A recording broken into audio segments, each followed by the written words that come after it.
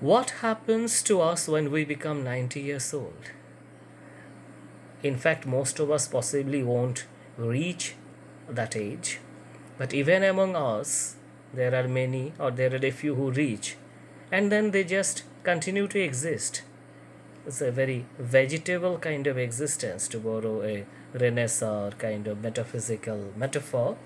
But then here there was a person who, in fact, wrote a book which runs into 1008 pages in the original print when he was 90 years old. Nirotsi Chaudhuri. The name of the book is Thy Hand Great Anak. The copy that I have is an Indian reprint, and it has been renamed as Autobiography number 2. For obvious reasons, it has been compressed into 976 pages, but the original book runs into 1008 pages. So, how arduous it is even for a younger person like you and me, or like many, to write a book of even 100 pages, and here a 90-year-old person writing a book of 1008 pages, and you will not find a single line where there is either a grammatical mistake or a historical inaccuracy about data. And he was an Indian, and for a very, very long time he lived in India only, and of course in British India, and had no direct exposure to English culture. But then he had mastered such the language to such an extent that during his stay in England, where he stayed in the later part of his life at Oxford, he used to say that one of the reasons of his staying back in England is that the Englishmen have forgotten their language, and he wants to remind them of their language. He was obviously talking about the absolute Americanization, and that kind of cheap and paltry kind of lingos that have entered the language, and his cherished ideals were those late Victorian or early modern styles. But you may disagree with the style, but there is no mistake, no question of flaw or error. Anyway, so such a flawless book written at 90, and this was not the last book.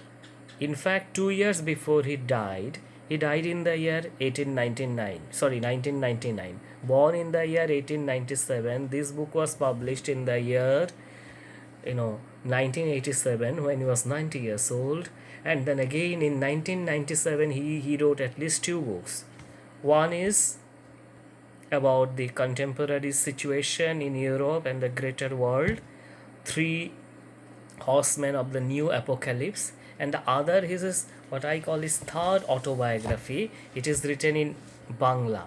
Two autobiographies. The first one, the autobiography of an unknown Indian proper, which everyone knows, was written in English, and then the second one that I have shown, and then there is another one he wrote when he was exactly 100 years old, and that also runs into more than say 120 pages. So this is the book. Somehow it doesn't come here properly. Aji hote shoto borsho age, 100 years before the present moment. It's difficult to translate accurately. 100 years hence, backwards. So Aji hote shoto borsho age, and there's a pun on a Tagore poem that Aji hote shoto borsho pore, 100 years from now, who are you reading my poem, etc. So coming back to the autobiography second volume, this is more of a history of India from 1920 to 1950, the Gandhian and post-Gandhian period, than his personal autobiography. The same can be said about the first volume. The first volume is an intimate and intricate analysis of this so-called Indian Renaissance or the Bengal Renaissance, primarily pointing out its achievements as well as its flaws and its limitations, which at times bordered on ludicrity. He himself, for example, in the first volume, if you remember, says that so much of a nationalist spirit was instilled in them that he always studied standing erect like this and putting his arms behind his back so that the spine is always erect. So this was the kind of indoctrination, discipline and punish Foucault that the culture of Indian independence movement, especially Anushilan Shomiti, Jugantar Shomiti, Jugantar and Anushilan, those groups in Calcutta, Ramakrishna Mission of Vivekananda, they somehow instilled in people. But then he says, yes, it has stood me in good stead, because now even when I'm 100 years old, actually I'm quite healthy, much healthier than others. He died when he was 102. So this Autobiography of an Unknown Indian volume 2 is also a must read, and you will come out with surprising visions about not only the Indian movement but some of the sacrosanct figures of the Indian movements, including Nehru. And here I must tell you, Nirotsi had repeatedly seen Gandhi, Nehru, Sardar Vallabhbhai Patel, from a very, very close quarters. How? Actually, for a long time, he was the personal secretary of Sharat Chandra Bose. For those who do not know, Sharat Chandra Bose was the elder brother of Subhash Bosu and basically the supremo of Bengal Congress then. All congresses were there, Mumbai Congress, Bengal Congress, etc. So Calcutta was the most important city of the British Empire in India, or second most important city of the British Empire. So Sharad Bosu's position was one of prime importance, and people from Delhi, Gandhi, Nehru included, they used to come repeatedly and stay with them. During those days, he had observed them from close quarters, and he had great reservations or strong reservations about certain things undertaken by them, which he considered to be not only immoral but unethical. I don't want to elaborate on these things now, and nor do I agree fully with Nirav. So that is also important. That is true about all the figures that I talk to you about or on. It's not that I agree to whatever they say or feel, but the thing is that I'm always,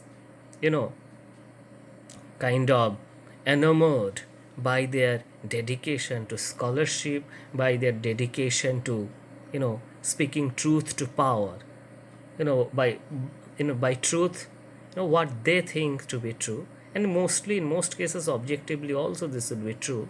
And here I remember how after the publication of the first volume of his autobiography, now we call it first volume, but originally it was published as a single volume thing, he lost his job with the government of India. He was banished from any further work in All India Radio only because he had dedicated the book to in memory of the British Empire, who granted subjecthood to us and withheld citizenship from us. Something like that was it. People did not go beyond that. He was dubbed as an imperialist and then as an agent of the British in India, without taking note of the fact that even in post-independence India, many of the things that we were continuing with, right from the parliament to the British to the voting process, were all British institutions actually, now changed by or infiltrated by Indians.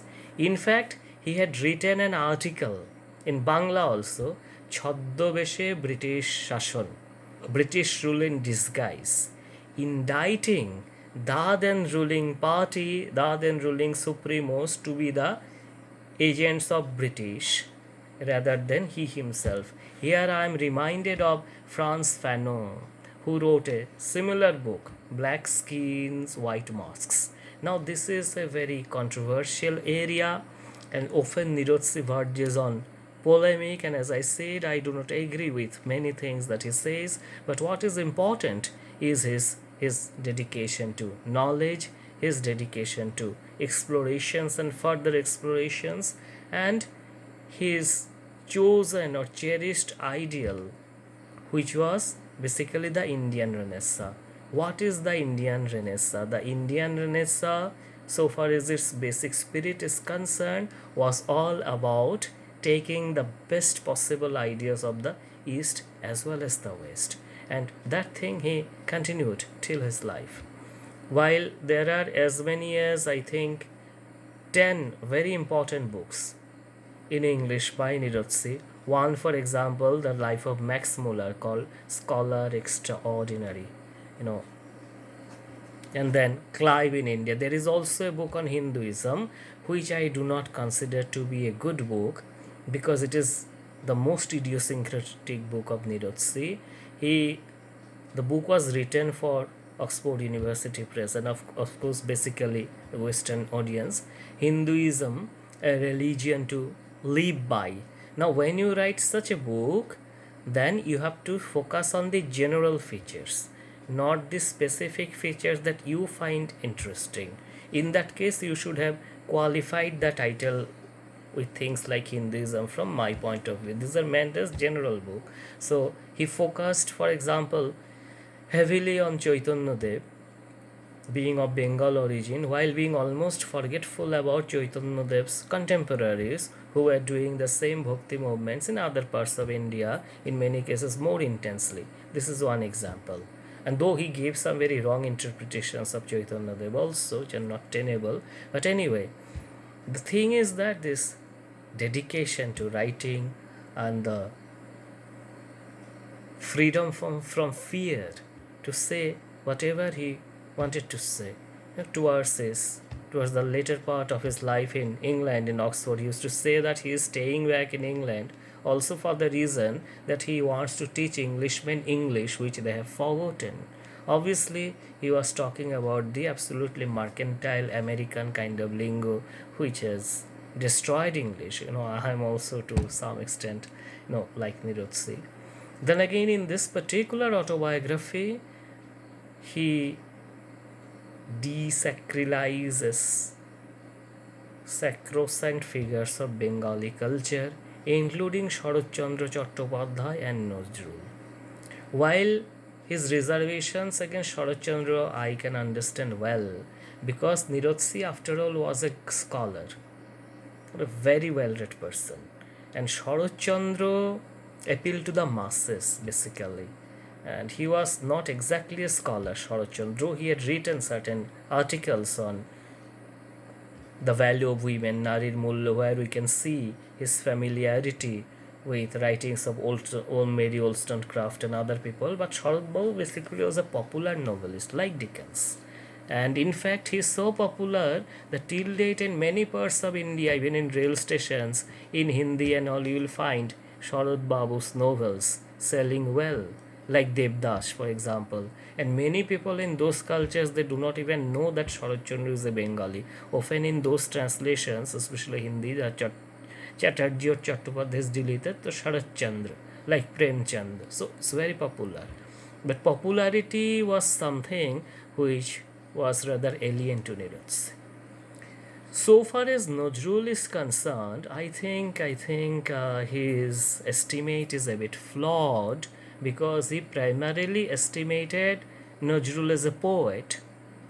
Nazrul was more than that. I think the real Nazrul, the real innovative Nazrul, the real classical Nazrul lies in his music, songs, both lyric as well as the singing pattern that Nirod Babu ignored. Again, the fact that he was always against Gandhism does not mean that he was in support of Subhash. He had again sufficient reservation against Subhash Bose, especially from the point of view of strategy. Well, he never doubted that Subhash Chandra Bose was one of the best patriots that we have had, but then Nirotsi, saw and made us see that Subhash Bose unfortunately did not have the shrewdness that other people had, which is why not only he suffered but we all suffered. Nirotsi writes that had Subhash Bose been alive, then it would have been difficult for that particular group to have formed government in independent India, which has formed the government in independent India. And secondly, if he was caught by the British could not punish him or torture him, the way they wanted, because then there would have been a revolution in the style of Sepoy Mutiny all over India, that much popularity Subhash Bose enjoyed. So all these things and many other things, many I cannot say everything, and I read and reread it often, and you know the importance of dhoti in Indian nationalism. All these are there in the second volume of this autobiography, which is written when he was rather 90 years old. When he was 100 years old, I think, I don't remember whether I've said it already or not, he wrote his third autobiography, which was in Bangla. আজই হতে শতবর্ষ আগে. So I think in future I would come up with more discussions on Nirod Chaudhary, because in many ways, to conclude, he represents the perfect case of hybridity or colonial hybridity, as Baba said. Sometimes he was called the last British in Britain.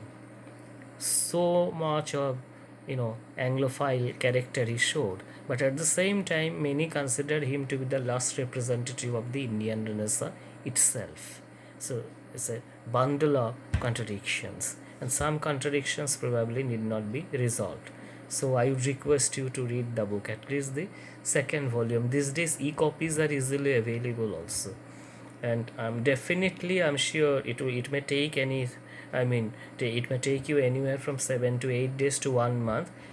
You will come up with, or you will come out with, a very different version of what happened in the Indian movement. I'm not saying that Nirot's version is the correct version, but then you are, or we are, being exposed to an official version for a long time, which is also not the correct version.